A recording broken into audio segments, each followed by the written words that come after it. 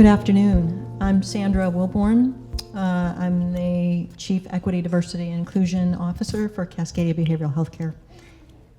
Hey, and I'm really, really happy to be here in our second year of Grit and Grace, and very honored and pleased to be working with Gayatri and Asha International. Also pleased to be participating in this talking circle this afternoon. So it looks like we have a couple of general questions. There are more questions coming up, but let's start with these.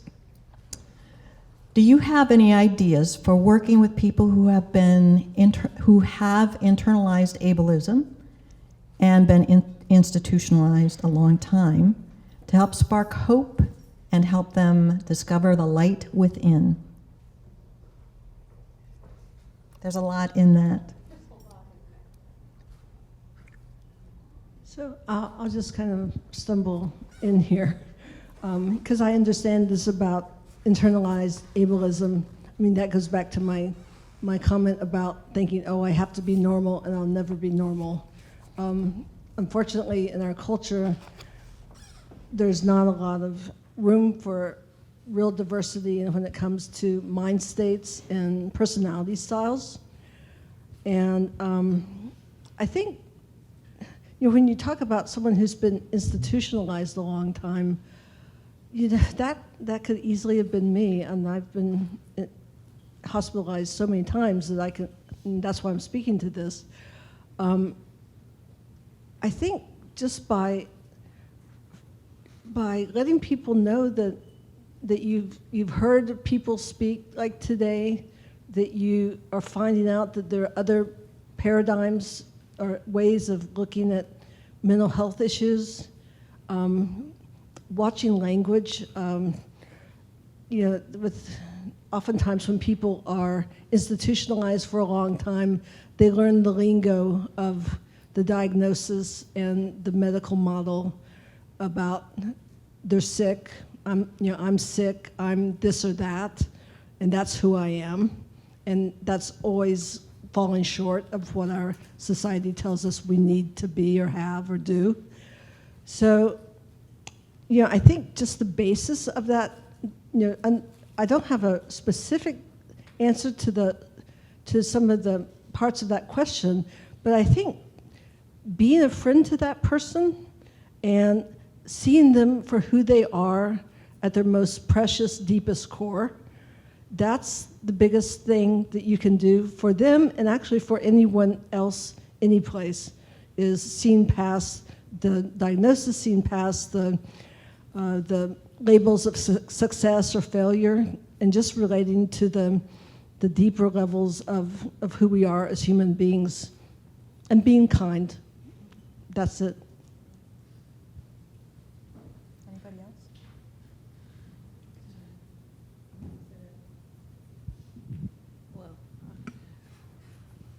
I mean, I'm only familiar with people being institutionalized in prisons, but what I've come to see is that anyone has the possibility to change, and no one is left out, even people that have been there for a very long time.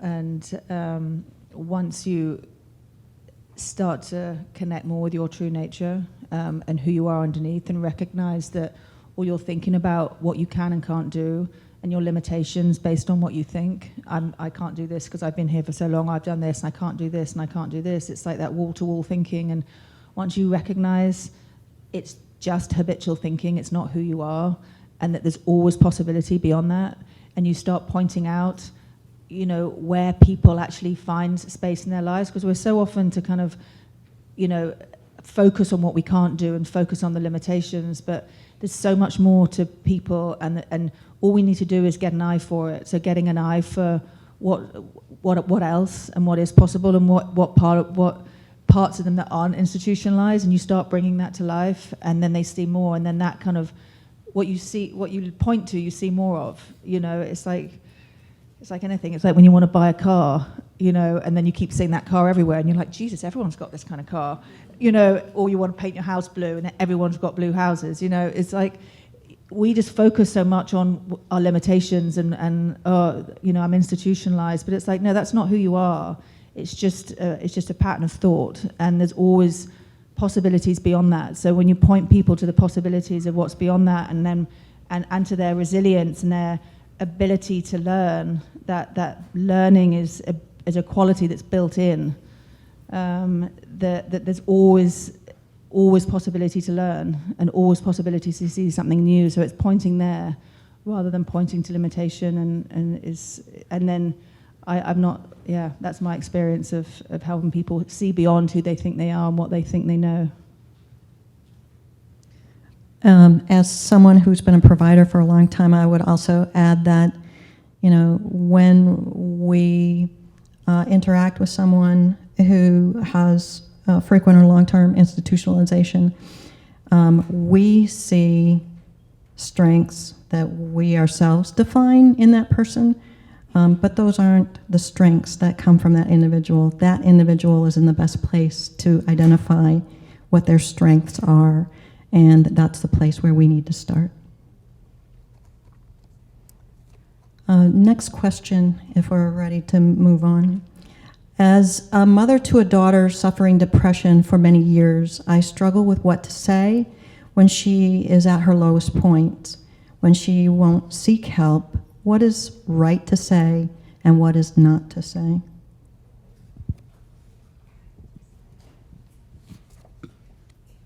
So I would suggest that not focus on what to say so much, but focus on leading by example. As a mother, reach out to other people. As a mother, be vulnerable, be honest, connect with other people, especially connect with other people. Be willing to ask for help for yourself. Those are the messages, and probably every parent, I'm not a parent except for my dog, but I always do these same things with my dog. But no, anyway, just kids are gonna hear the unsaid messages more than any soundbite or any short verbal message. So if a teenage daughter sees their mother being real, being vulnerable, but also being connected, I think being connected is probably one of the biggest things that we can show our children, is the importance of being in community and being connected with each other. That's probably the biggest thing. And also just the honesty. If a mother can show her own fragility at times, because that's connected with her own strength. So just the complexity of humans, we're never all one thing. And as parents, just being real and being interconnected with other people, I think is one of the best things we can do for our children. So I lived with my mother, obviously as a teenager, and then again as an adult. And as a teenager, we didn't talk about mental illness at all. We didn't talk about mental health. We didn't talk about mental illness. And I was kind of a depressed kid, but we didn't. It was like I was always the happy one, and it was just something that wasn't addressed, and it would have been nice to have a parent, every now and then check in with you and be like, hey, how's school, how's your friends, just, and I was in school way before, social media and all this stuff that I would never want to do now. So just check in with your kid. And then again, I lived with my mom when I was 30, and I had definitely had some mental health challenges at that point, and she definitely checked in with me way too much. And it would be like, hey, are you suicidal now? Are you suicidal now? Are you suicidal now? And so there's there's a little happy medium there, because so I know she just meant well at both ends of the spectrum, and so I guess there's no perfect parent, and there's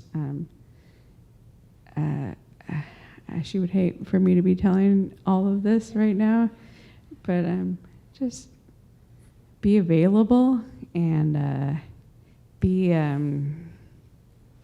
like, let them know that it's okay to talk to them about it,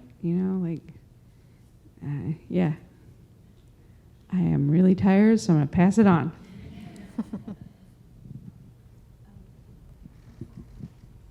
Those little books, those little notebooks, Kathleen was here earlier. OKU is an organization that works with kids and creativity, people who are struggling with depression and anxiety.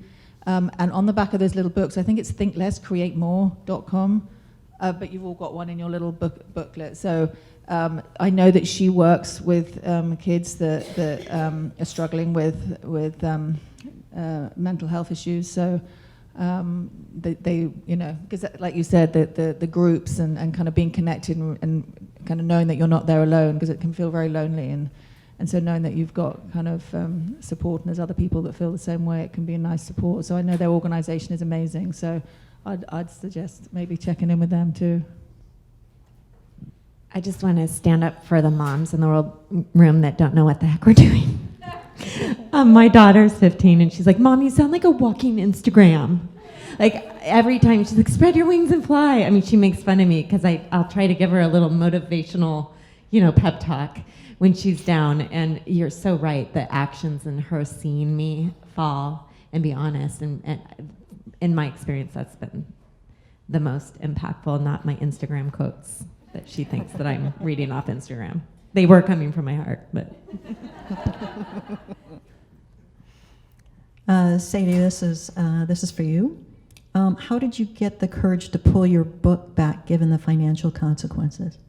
I thought you said butt back. I got the courage to pull my butt back. How did I find that courage to pull my book? It wasn't courage. I had to. It was so counter to who I am and everything we were about.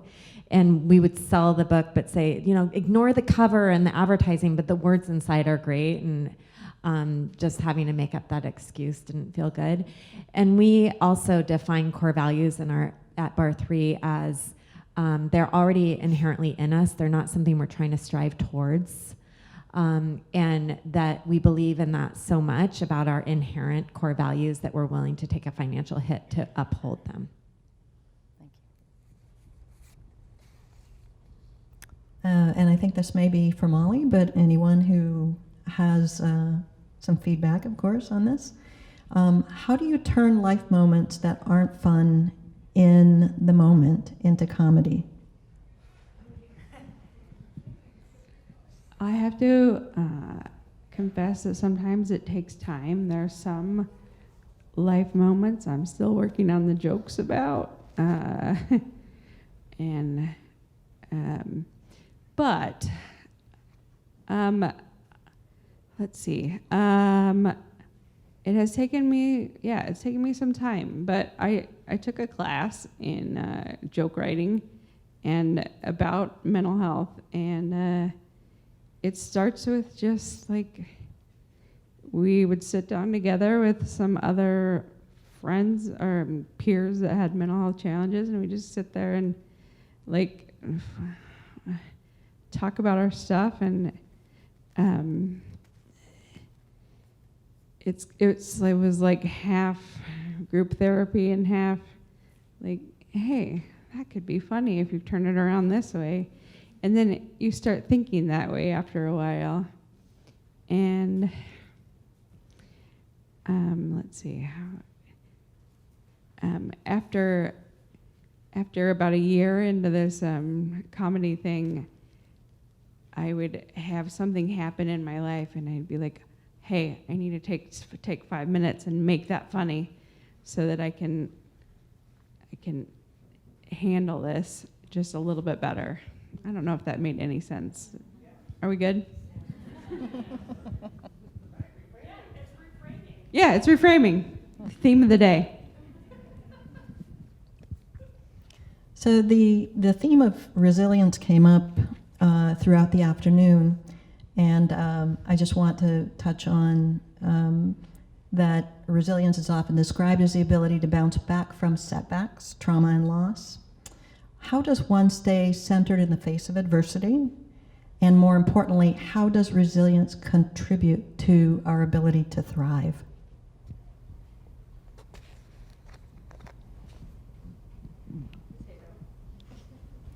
Megan?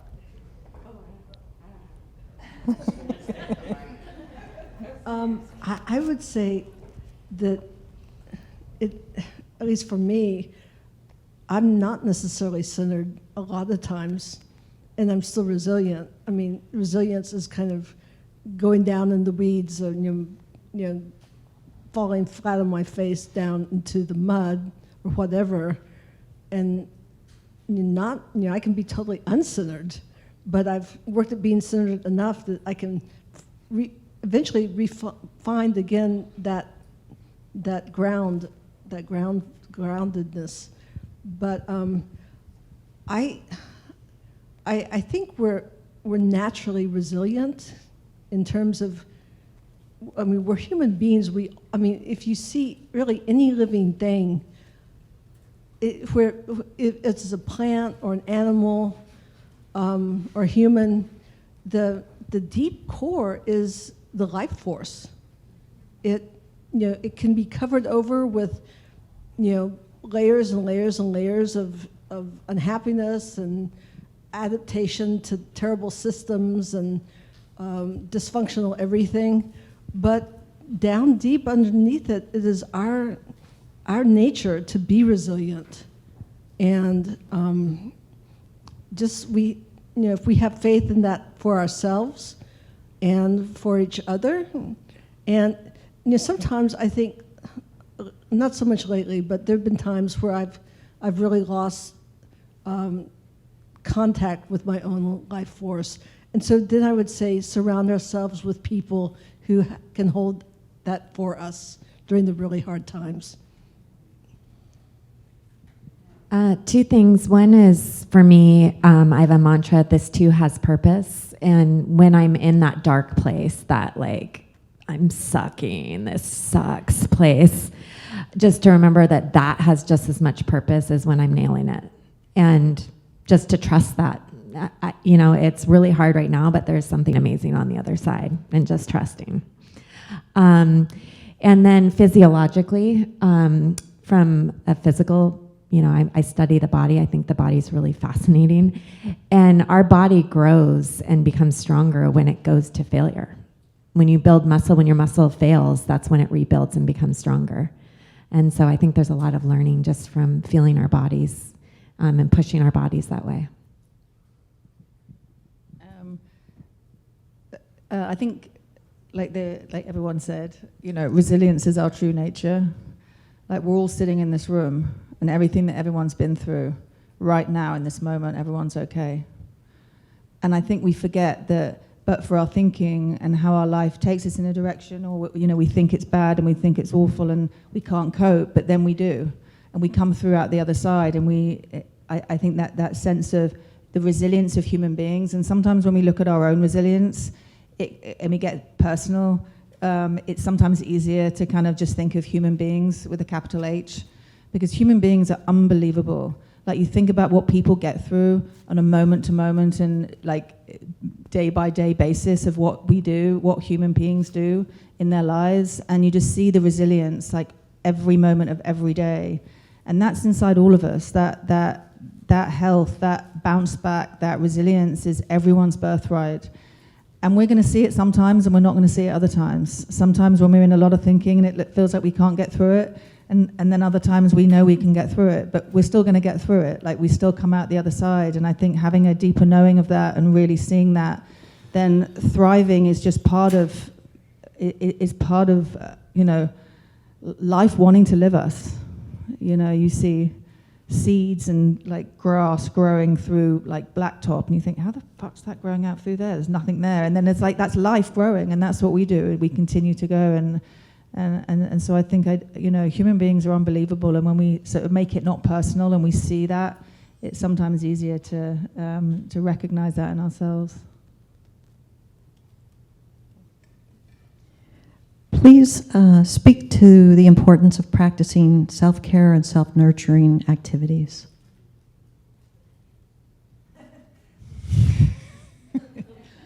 I'm absolutely rubbish at practicing anything.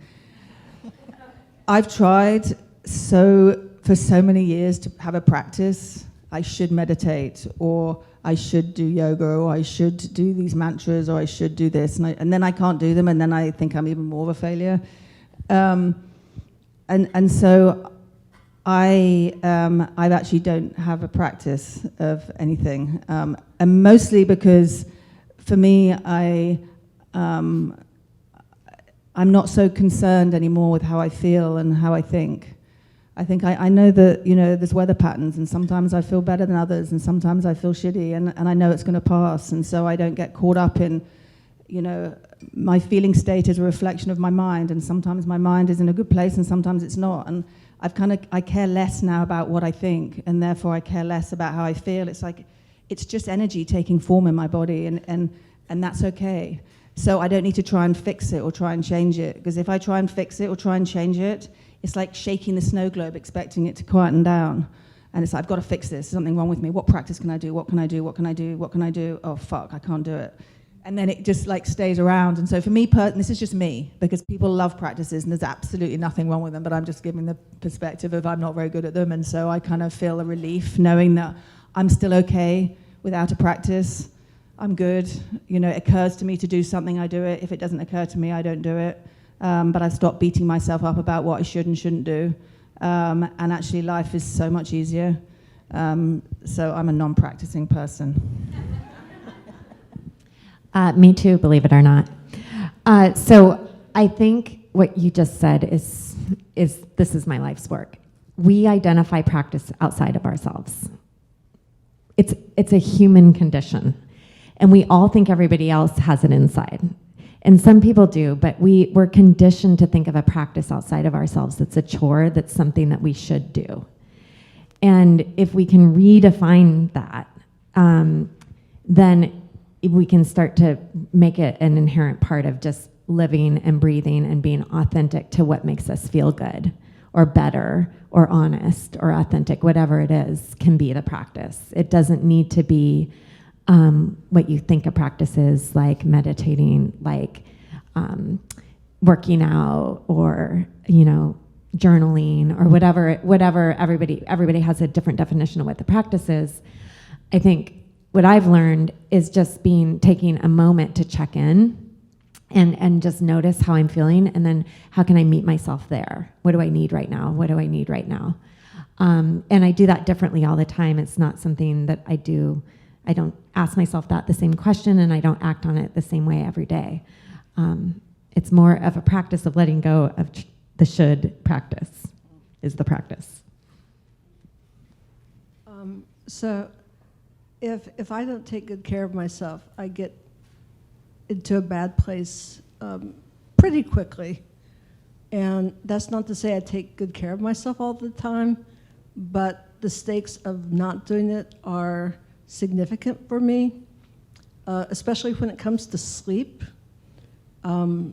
Making sure that I get sleep. I kind of have finally learned to prioritize my sleep, I just really, because I have to, I can't afford to not be on top of it. And that's not to say I'm perfect at it. And sometimes I do let my sleep go. Sometimes my diet is not so great, but I think I don't expect myself to be perfect.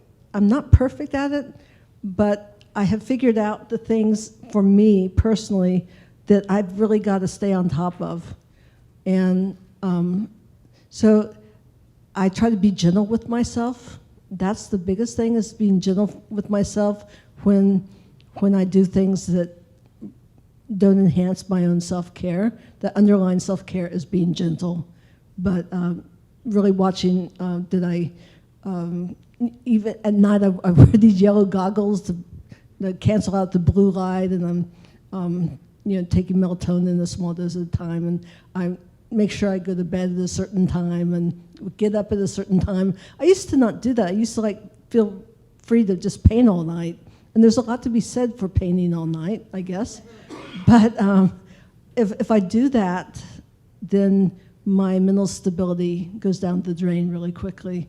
And right now, I'm very invested in having mental stability so I can do the other work in my life.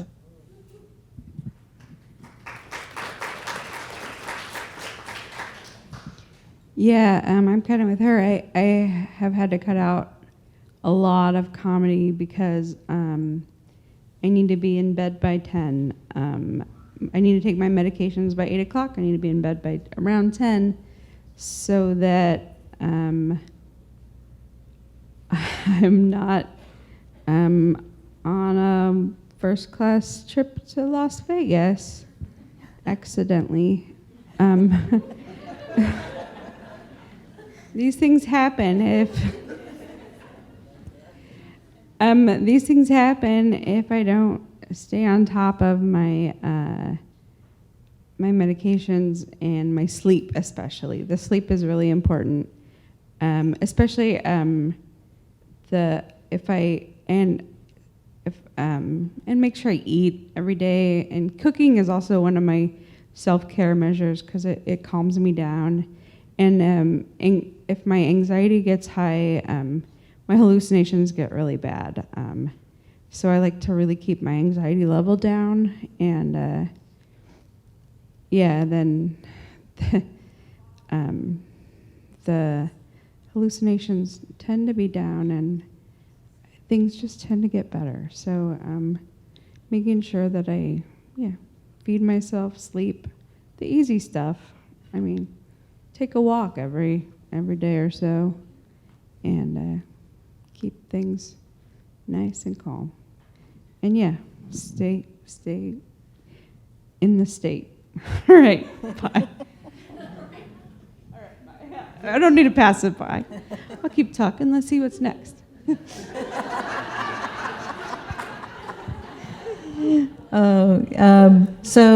Any last words, actually, for parents that have kiddos with mental health struggles?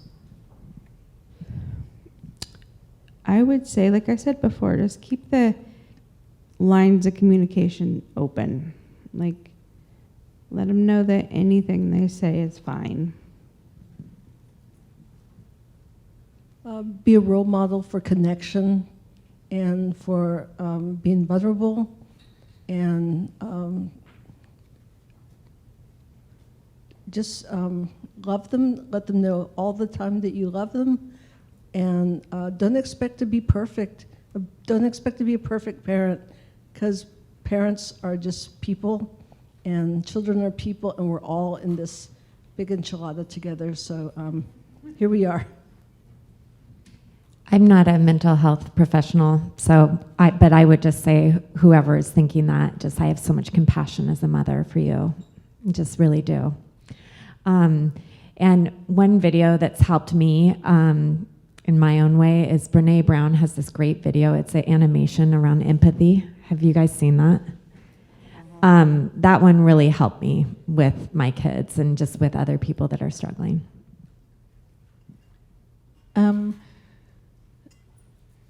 I think, just it can be so easy when someone's caught up in really, really struggling, is that we go there with them, and seeing their well-being, but beneath what's going on. Because if you're looking for their well-being and you see it, then they start to see it too. Is what my experience has been. It's like if I get caught up in the drama, it's like then it's more real and it's more real. But kind of grounding back to like fundamentally they're okay. And not needing to tell them, but just seeing that and looking there, and knowing that they're underneath it all, they're still okay, because it's so easy to get caught up in the day-to-day kind of like struggles and headspace and drama of what's going on. So, yeah. All right, so thanks to Anna, Sadie, Megan, and Molly for this afternoon. What's happening over there?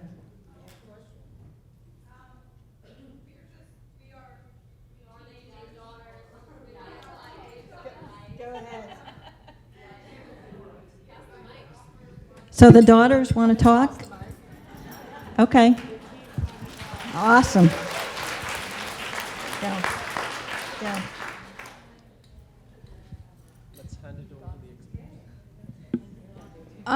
If I could offer maybe the biggest piece of advice from my heart, it would be don't act like your child's mental illness is something that they have to get over or something that is wrong with them, because it makes them feel like they're not good enough, and it makes them feel like you don't love them for who they are. Because the reality is, for most of us, mental illness is not something we're going to get over or we're going to overcome or we're going to whatever. It's going to, quote unquote, beat us. We are going to live with it, and that is not a negative thing. It can be a very, very positive thing.